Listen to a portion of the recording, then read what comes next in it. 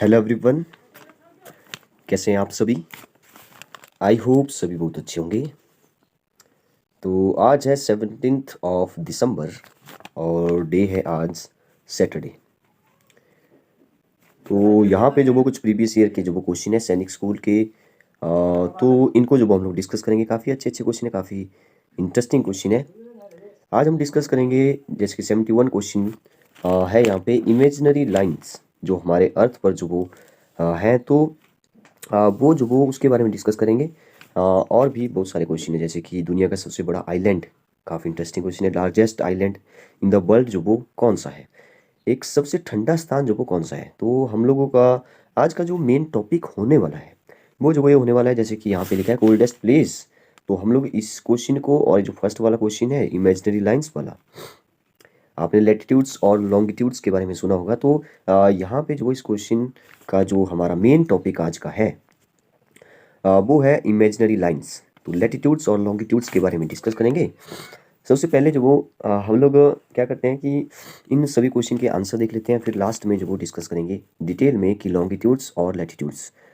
और विश्वास कीजिए आपको जो वो बहुत सारी ऐसी बातें जानने को मिलेगी जो आपने जो वो पहले आपको नहीं पता होगा। जैसे कि एग्जांपल के लिए हमारी जो अर्थ है वो जो वो 1 मिनट में कितना डिग्री घूम रही है, 1 घंटे में कितना डिग्री घूम रही है।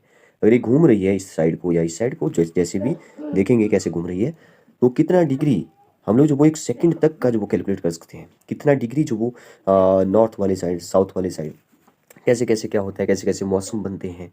ठीक है, वो सभी बातें जो हम लोग डिस्कस करेंगे।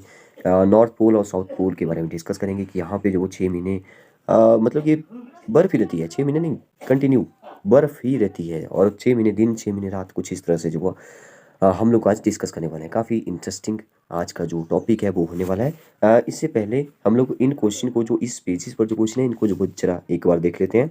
जैसे कि ये क्वेश्चन है 75, घूमर लोकप्रिय लोक नृत्य निम्न में से किस राज्य का है। तो आपने सुना होगा अभी जो वो एक मूवी भी आई थी पद्मावत, तो उसमें भी जो वो जो दीपिका पादुकोण थी उसने जो वो यहाँ पे जो वो पद्मावती जो थी उसका जो वो रोल जो वो निभाया था। तो यहाँ पे ये जो वो राजस्थान से रिलेटेड है, राजस्थान से रिलेटेड है। एक टॉपिक तो यहाँ से बनता है कि हम लोग क्या करें कि सारे जो भी फोक डांस हैं वो जो वो हम लोग जो वो डिस्कस करें। चलिए इसको जो वो लास्ट में छोड़ते हैं कि लास्ट में टाइम कितना बचता है हमारे पास, उसके बाद जो वो इसको भी डिस्कस करेंगे। जैसे हमारे हिमाचल में भी बहुत सारे ऐसे डांस हैं जो पूछे जाते हैं। अगर आप हिमाचल से रिलेटेड कोई पेपर जो वो देना चाहते हैं, तो आपको जो वो हिमाचल से रिलेटेड फोक डांस जो वो पता होना चाहिए, हिमाचल में क्या क्या प्रसिद्ध डांस है। एक क्वेश्चन है यहाँ पे 74, who invented telephone in 1876।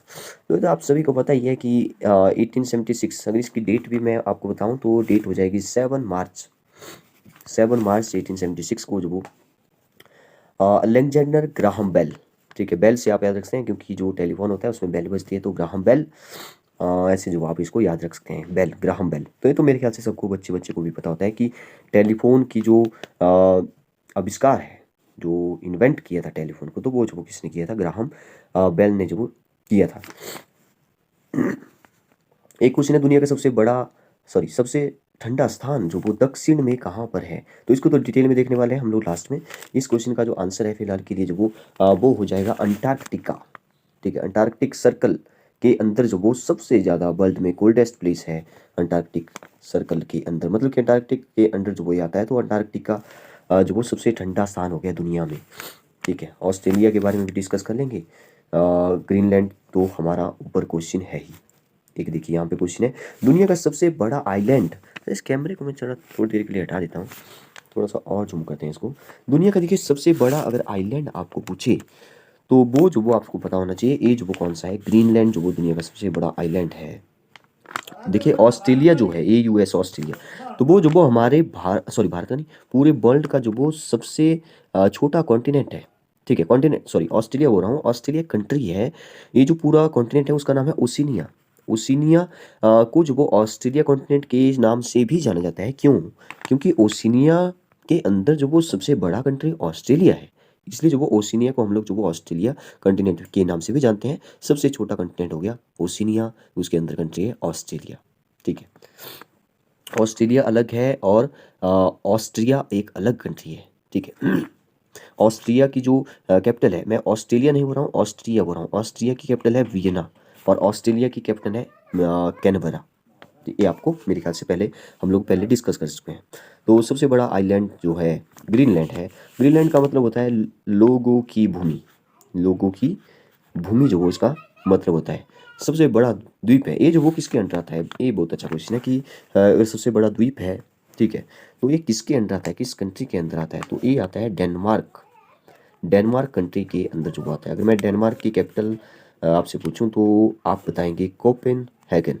Copenhagen जो वो डेनमार्क की कंपनी है, सॉरी कंपनी नहीं, कैपिटल है। और सबसे बड़ा शहर क्योंकि कोपेनहेगन है, हालांकि ऐसा ही होता है बहुत सारे स्टेट्स में जो वो ऐसा है कि सबसे बड़ा जो शहर है वो ही जो वो उसकी कैपिटल भी है, ठीक है, कैपिटल है तभी तो वो शहर बन चुका है, ठीक है, कुछ इस तरह से आप इसका कोपेनहेगन सबसे बड़ा जो वो यहाँ पे शहर है। अगर बात करें थोड़ा सा कि ग्रीनलैंड जो वो क्यों ऐसा प्रसिद्ध क्यों है इतना, तो देखिए ग्रीनलैंड में जो वो एक तो जैसे जो जहाज निर्माण हो गया, ठीक है, या जो पवन चक्की या रिलेटेड जो मशीनरीज होती है, ठीक है, पशु धन जो उत्पाद होता है, ठीक है, तो वो जो वो यहाँ पे जो वो निर्यात करता है, ठीक है, तो इसलिए जो वो ये जो वो थोड़ा प्रसिद्ध है, ठीक है।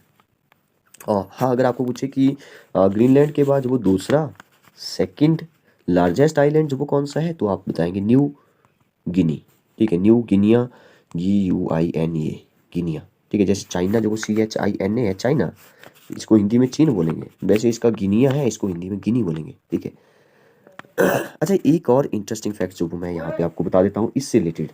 अगर आपको जो वो पूछे कि जो डेनमार्क है, ठीक है, डेनमार्क मतलब कि हमारे भारत में जो वो किस स्टेट को जो वो डेनमार्क के नाम से जो वो मतलब कि थोड़ा जाना जाता है, क्यों जाना जाता है, ये इसलिए जाना जाता है क्योंकि अगर हम आकार देखें अपने हरियाणा का जो वो आकार देखें, शेप देखें इसकी और साइज देखें, वो जो वो लगभग मिलता जुलता है किससे, डेनमार्क से। इसलिए जो वो भारत का डेनमार्क जो वो हरियाणा को कहा जाता है। ये बड़ा इंटरेस्टिंग फैक्ट था वैसे। अगर हम थोड़े से डेटा पे चले जाएं तो यहाँ पे जो वो इसका जो एरिया है हमारे हरियाणा का तो 44,000 अप्रॉक्सीमेट है, और डेनमार्क का जो वो 42,900 अप्रॉक्सीमेट इसका है। इसका मतलब मिलता जुलता है, तो इसलिए जो इसको भी हमारा डेनमार्क जो वो कहा जाता है, किसको, हरियाणा को। ऊपर क्वेश्चन है जो कि हमारा लास्ट ही क्वेश्चन है, यहाँ पे लिखा था imaginary line drawn half way between north pole and south pole is called. इसका आंसर बता देता हूँ, फिर व्हाइट बोर्ड पे जो डिटेल में डिस्कस करेंगे। तो इस क्वेश्चन का जो आंसर देखिए, imaginary line half between north pole and south pole, बिल्कुल हाफ की बात कर रहा है, तो ये तो बड़ा सिंपल सा क्वेश्चन है। हमारी अर्थ में जो वो एक बिल्कुल बीच में लाइन है जिसने जिसके ऊपर वाला जिसने जो वो हमारी अर्थ को दो इक्वल पार्ट में जो बांट दिया है, तो ऊपर वाला हो गया उत्तरी ध्रुव, सॉरी उत्तरी ध्रुव सॉरी, क्योंकि ये स्फीयर है ना, स्फीयर है, सर्कल नहीं है, स्फीयर है, स्फीयर अंदर से फुल फिल्ड है। तो यहाँ पे इसको बोलेंगे नॉर्दर्न हेमिस्फीयर और नीचे बोलेंगे सदर्न हेमिस्फीयर। उत्तरी गोलार्ध और दक्षिणी गोलार्ध जो इसको बोलते हैं, बिल्कुल बीच वाली जो रेखा होती है वो उसको बोलते हैं हम इक्वेटर। क्या बोलते हैं इसको, इक्वेटर बोलते हैं। इक्वेटर को और भी कई सारे नामों से जाना जाता है, इसको जो वो 0 डिग्री अक्षांश भी बोलते हैं। अक्षांश का मतलब लैटिट्यूड्स, लेटी हुई लाइन, लैटिट्यूड याद रखने का तरीका, ठीक है। भूमि के बिल्कुल हमारी अर्थ के मध्य है तो भूमध्य रेखा भी इसको बोलते हैं, या ये जो वो विषुवत रेखा भी इसको जो वो कहा जाता है, ठीक है। अक्षांश वृत्त भी इसको कहा जाता है, बहुत सारे इसके नाम है। तो हमारे इस क्वेश्चन का आंसर तो यही हो जाएगा, कहाँ चला गया, वृत्त भूमध्य रेखा, इक्वेटर, इक्वेटर, ठीक है। चलिए व्हाइट बोर्ड पे जो वो थोड़ा सा डिस्कस करते हैं, काफ़ी इंटरेस्टिंग है मुझे टॉपिक लगता है, काफ़ी इंटरेस्टिंग जो वो यहाँ से फैक्ट्स वो जानने को मिलते हैं। देखिए, तो सबसे पहले तो आपको पता होना चाहिए कि हमारी जो अर्थ है इसमें जो वो कुछ लाइंस बनाई है हमने, लाइंस है नहीं एक्चुअल में, वो जो वो इमेजिनरी लाइंस है। जैसे ऐसे जो वो आपको वर्टिकली भी कुछ लाइंस मिलेगी, ठीक है, आपको वर्टिकली भी कुछ लाइंस मिलेगी और आपको हॉरिजॉन्टल भी कुछ लाइन जो वो मिलने वाली है, ठीक है, ऐसे जो वो कुछ लाइंस जो वो आपको मिलने वाली है। अगर मैं बोलूँ इस पूरे लाइंस का, इमेजिनरी लाइंस का जो वो एक जाल बन चुका है, इस जाल को बोलते हैं हम लोग ग्रिड। क्या बोलते हैं, ग्रिड। ये जो वो अर्थ की शेप नहीं है, बिल्कुल भी नहीं है। अर्थ की शेप जो वो जियोड है, GEOID, जियोड, ठीक है। तो कुछ लाइंस जो वो लैटिट्यूड्स कहलाती हैं, कुछ जो वो लॉन्गिट्यूड्स कहलाती है। कुछ लाइंस लैटिट्यूड है। लैटिट्यूड्स को कैसे याद रखेंगे, लैटिट्यूड्स लाइन मतलब कि जो समानांतर रेखाएं हैं, समानांतर ऐसे हॉरिजॉन्टल, ठीक है, एक्स एक्सिस, आपने मैथ्स में पढ़ा होगा। तो लैटिट्यूड्स से ट्रिक ये है इसका कि लेटी हुई लाइन, लेटी हुई तो ऐसी होगी ना हॉरिजॉन्टल, तो लेटी हुई लाइन लैटिट्यूड। हिंदी में इसको बोलते हैं अक्षांश। क्या बोलते हैं, अक्षांश बोलते हैं, अक्षांश रेखाएं। और अगर हम दूसरी ये जो खड़ी रेखाएं हैं इनको जो वो हम लोग बोलते हैं देशांतर रेखाएं। देशांतर क्यों बोलते हैं, डिटेल में जाएंगे। देशांतर जो वो रेखाएं, इनको बोलते हैं, देशांतर रेखाओं को बोलते हैं लॉन्गिट्यूड। अब देखिए नाम से पता चल रहा है लॉन्गिट्यूड, लॉन्गी मतलब कि लॉन्ग है, लॉन्गिट्यूड मतलब कि बहुत ज़्यादा लंबी होगी। अब आपको पता है कि हमारी अर्थ जो वो ऐसे कुछ इस तरह से ओवल शेप में है, तो ये जो वो रेखाएं लंबी होगी और ये वाली जो वो छोटी होगी इनसे, ठीक है। जो खड़ी रेखाएं हैं वो जो वो बड़ी होगी इन छोटी रेखाओं से, ऐसे, ठीक है। तो इसका मतलब लॉन्गिट्यूड मतलब कि वो खड़ी रेखाएं, देशांतर रेखाएं वर्टिकली, ठीक है। तो ये मेरे ख्याल से आपको पता है। अब देखिए काफ़ी इंटरेस्टिंग पॉइंट पे जो हम लोग आने वाले हैं। अगर मैं बीच में से लाइन बना दूं तो वही हमने डिस्कस किया, इसको इक्वेटर बोलते हैं। अगर मैं अर्थ को बीच में से काट दूं, इस पार्ट को निकाल दूं, यहाँ जैसे इसका सेंटर होगा, सेंटर से अब मैं एंगल ड्रॉ करने वाला हूँ। सेंटर से एंगल अगर मैं ड्रॉ कर दूं 23.5 डिग्री, ठीक है। मैंने एंगल बनाया 23.5 डिग्री, इस साइड को भी, इस साइड को भी, और अपनी साइड को भी, जो आपको नहीं दिखा रहा है इस साइड को भी। अगर मैं यहाँ पे जो वो इसको जो वो एक सर्कल मान लूँ, अब ये सर्कल है, यहाँ पे लाइंस नहीं है, सर्कल है, क्योंकि ये जो आपको इक्वेटर दिख रहा है ये भी तो सर्कल है, पिछली वाली साइड भी तो है, ठीक है। आप जो आपकी बॉल है या वॉलीबॉल है, फुटबॉल है, जो भी है, उसके ऊपर जो वो लाइन लगी होती है, तो वो जो वो लाइन तोड़ना होती है, क्योंकि वो तो गोल है, कर्व में है, तो वो जो वो कुछ इस तरह से होती है लाइंस, तो कुछ इस तरह से इसी पे लाइन है। वो जो वो एक्चुअल में लाइन नहीं है, वो सर्कल है। वो आपको पिछले वाली जो सर्कल की लाइन है वो जो पीछे दिखाई देगी, जो नहीं दिखाई देती है आपको, एक साइड वाली दिखाई दे रही है। तो यहाँ पे अगर मैं सर्कल लगाऊँ एक 23.5 डिग्री का, तो इसको हम लोग बोल देते हैं कर्क रेखा। क्या बोलते हैं इसको, कर्क रेखा जो इसको बोलते हैं। ये वेरी इंपॉर्टेंट पॉइंट है, 23.5, ठीक है। कर्क रेखा का जो इंग्लिश में जो वो नाम है, इसका नाम है topic of cancer, CANCER, topic of cancer, ठीक है। मैं बताऊंगा ये रेखाएं भी क्यों जो वो बनाई गई है। अगर मैं नीचे वाली साइड बिल्कुल वैसे ही जो वो एक सर्कल लगाऊं, तो इस सर्कल को जो वो हम लोग बोलते हैं topic of Capricorn, topic of Capricorn, इसको बोलते हैं हिंदी में मकर रेखा। ये लाइंस जो वो क्यों लगाई गई है, आप देखेंगे सूरज को, मान लो ये मैंने सूरज बना दिया इस बॉल का, यहाँ पे सूरज है, सूरज आप देख रहे होंगे हमारी अर्थ सूर्य के चारों ओर घूम रही है, ठीक है, घूम भी रही है और चारों ओर भी और अपने चारों ओर भी। तो आप देख रहे होंगे सनलाइट जो वो यहाँ पे इस बीच वाले रीजन में जो वो ज़्यादा पड़ेगी, बीच वाले रीजन में जो वो ज़्यादा पड़ेगी। अब ज़्यादा पड़ रही है कुछ इस तरह से, जो वो हमारा जो जलवायु परिवर्तन भी हो रहा है, जलवायु विभाजक लाइंस जो वो हमने ड्रॉ की है, तो इसीलिए जो वो यहाँ पे मतलब कि सूर्य के लंबवत जो वो किरणें पहुंचेंगी यहाँ पे। तो कुछ इस तरह से हमने जो वो यहाँ पे लाइनों से डिवाइड कर दिया हमारी अर्थ को। तो कुछ इस तरह से जो आप याद रख सकते हैं।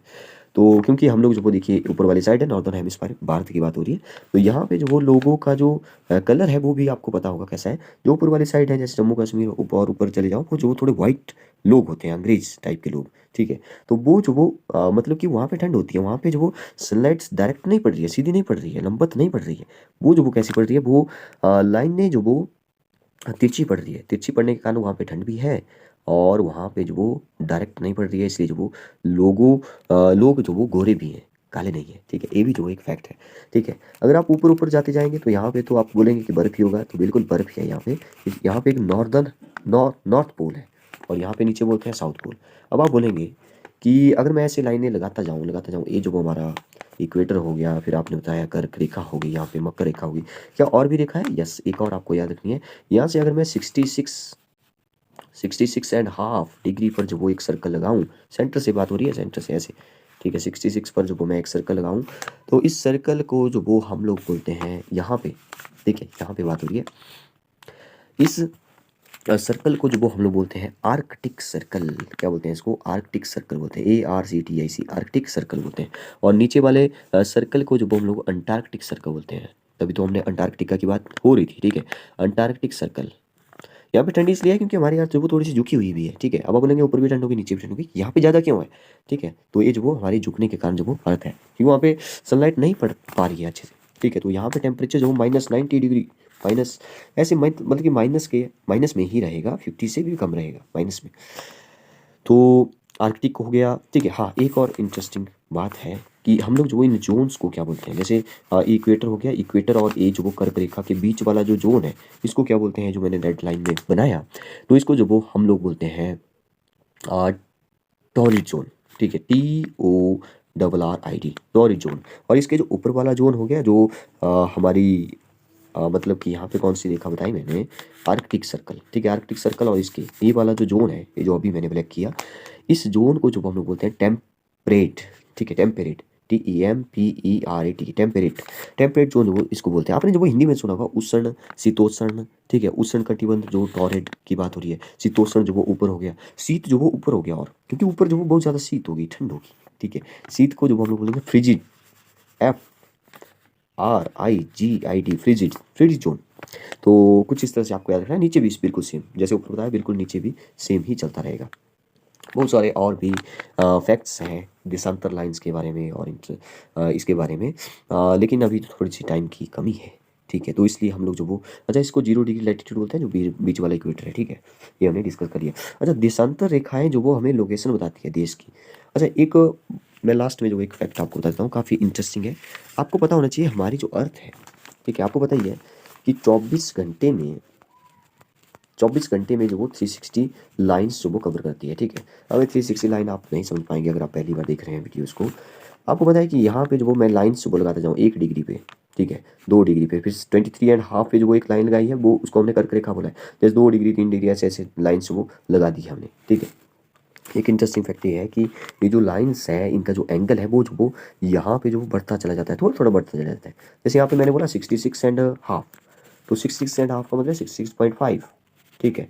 तो 555 ऐसे चलेगा, या तो यहाँ पे जो थोड़ा सा चेंज हो उसका 66.56 चेंज हो गया, थोड़ा सा बढ़ गया ना, तो यहाँ पे 7 हो जाएगा, थोड़ा सा और बढ़ गया, पॉइंट में बढ़ रहा है, थोड़ा थोड़ा करके बढ़ रहा है, क्योंकि यहाँ पे जो हमारी अर्थ है वो जो वो चपटी है, कैसी है, चपटी है, इसलिए यहाँ पे एंगल बढ़ता जाता है। ये आपको फैक्ट नहीं मिलेंगे बुक्स में, बहुत कम जो वो ऐसे फैक्ट्स मिलेंगे। यहाँ पे भी जो बिल्कुल अपोजिट जो ऐसा हो रहा है। तो कितनी लाइन्स है, अगर मैं 1 डिग्री 2 डिग्री ऐसे देखूँ तो पूरे जो वो 90 तक बनता है। तो एक तो 90 तक जो वो हमारी 90 लाइन्स होगी, ठीक है। नीचे वाली बिल्कुल सेम होगी 99, ये हम पहले भी डिस्कस कर चुके हैं वैसे मेरे ख्याल से। 90 हो गया 180। एक बीच वाला जो आर्कटिक्स हमारा 0 डिग्री अक्षांश है उसको भी काउंट कर दो, वो हो गया, तो हमारी बन गई 181 अक्षांश रेखाएं।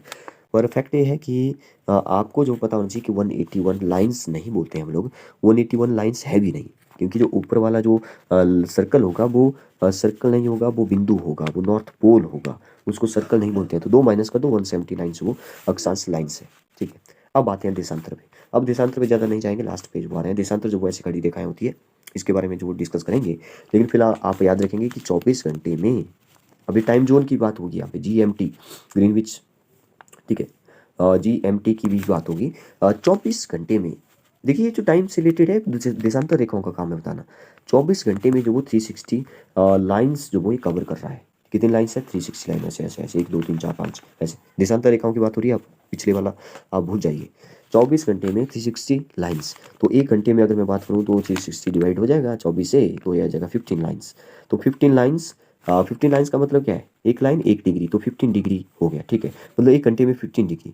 अगर मैं यहाँ पे 1 डिग्री निकालूँ तो ये हो जाएगा 1 घंटे में 60 मिनट, 60/50, तो 15 चौके 60, 15 4 जा 4 मिनट्स। तो इसका मतलब 4 मिनट में 1 डिग्री जो वो ये घूम रही है हमारी अर्थ, 4 मिनट में 1 डिग्री, ठीक है। अब आपको जो एक बहुत अच्छा क्वेश्चन है वो मैं बताता हूँ। समय विभाजन रेखा जो वो हम लोग बोलते हैं, जैसे यहाँ पे जो वो मान लो GMT पर जो वो मान लो 7 बजे, ठीक है, अभी 7 बजे।